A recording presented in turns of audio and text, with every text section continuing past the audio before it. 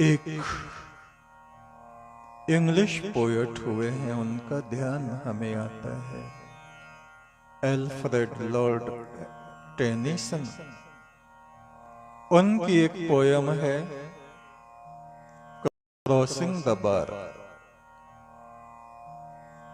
किनारे पर जहाज खड़ा है, पानी का जहाज, और उसे इस किनारे को पार करके आगे समुद्र में जाना है। सूर्य ढल रहा है, sunset and evening star and one clear call for me. वो कवि कहता है, मुझे समुद्र के उस पार से, संसार सागर के उस पार से उस ईश्वर की आवाज, उसकी पुकार स्पष्ट सुनाई पड़ रही है। लहरों में ज्वार भाटा उठना शुरू हो गया है। मंदिरों की घंटियां, प्रार्थनाओं की घंटियां बज रही हैं। इस मेरे विदा बेला पर,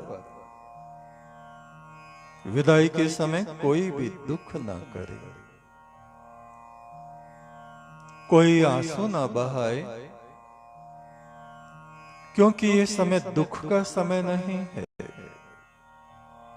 मैं अपने पायलट को, खेवनहार को फेस टू फेस देखूंगा, आमने सामने देखूंगा, जिसका जीवन भर में चिंतन करता रहा, ध्यान करता रहा, कल्पनाएं करता रहा, जिसकी वो ऐसा होगा, ऐसा होगा, ऐसा होगा। संसार में जिसने उस प्रभु परमेश्वर के नाम को जपा, समझो उसने अपने कर्मों को संभाल लिया। उसने अपनी आत्मा के वस्त्र में ईश्वर के उजाले को मानो बांध लिया है। इस अंतिम यात्रा में जो उजाला मृत्यु के बाद के अंधकार में उसके साथ साथ रहेगा।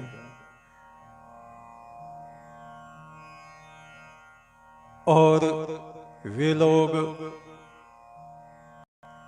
संसार में पश्चाताप करने वाले हुए, जिनको उत्तम पुरुषों की संगति प्राप्त न हुई, ऋषि मुनियों की संगति जिन्हें प्राप्त न हुई, सतगुरु जिनको ना मिले, ईश्वर के घर की बातें बताने वाला जिनको कोई ना मिला, रास्ता दिखाने वाला कोई ना मिला, निश्चय ही वे लोग भाग्यहीन थे।